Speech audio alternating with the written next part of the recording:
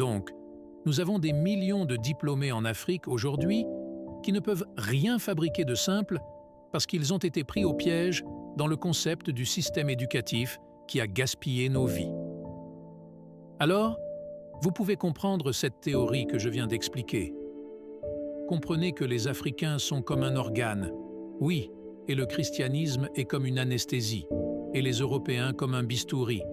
Oui, parce que lorsque l'on veut détruire les gens, lorsque l'on veut opérer un homme, la première chose à faire est d'introduire une anesthésie. Ce que l'anesthésie fait, c'est tuer la douleur, faire perdre conscience à l'homme. Oui, c'était le christianisme. Alors ils nous ont envoyé cette anesthésie, le christianisme, pour nous, et ils nous enseignent à être inférieurs, que nous ne devons pas nous défendre, que nous devons attendre et laisser Dieu lutter pour nous de retour, donc quand ils veulent nous tuer. Ils nous ont infériorisés, nous ne pouvons plus nous défendre. Ils ont prêché le pardon, ils ont prêché le mélange des esprits, c'est l'anesthésie. Ils l'utilisent pour faire perdre conscience de la vie à l'homme africain.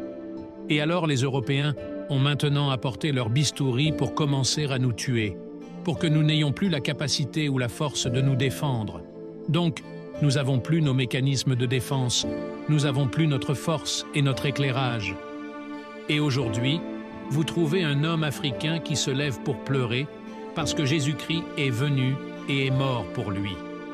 Le salut de Jésus-Christ a été dirigé et respiré dans le meurtre de personnes, et seulement le meurtre de personnes. C'est pourquoi tous ces 12 disciples, du début à la fin, une seule personne, tous ont eu des morts mystérieuses. Des morts misérables à chaque fois qu'il arrive dans une nation, son disciple perd la vie sans raison. Allez, prenez l'historique de tous ces disciples. Celui qui suit le Christ doit d'abord faire un serment de renier son propre père et sa propre mère, c'est-à-dire que sa deuxième tâche est de créer la désintégration. Alors que notre propre bannière de leadership est de créer l'unité et l'éclaircissement dans le peuple. Alors nous avons été dépouillés de notre propre culture. Mais nous sommes là, les Kémites et les Panafricains. Je me suis levé en Afrique parce qu'un temps viendra où tout ce qui a un début doit avoir une fin tant que je suis vivant. Dites aux Africains que Jésus est en Agrégore.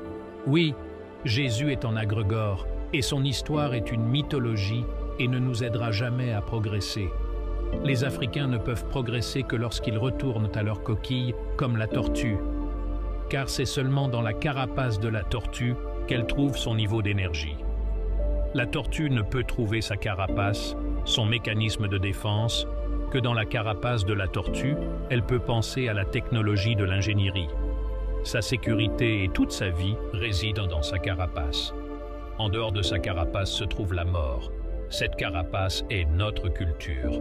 Revenons à notre culture. Notre culture n'a rien à voir le versement du sang pour les divinités. Non, ce n'est pas notre culture de faire des sacrifices humains. Retournez à nos racines dont nous parlons. Revenir à nos racines, c'est revenir à créer ce dont nous avons besoin pour réussir dans la vie.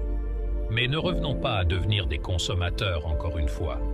Nous voulons revenir au modèle d'ingénierie technologique.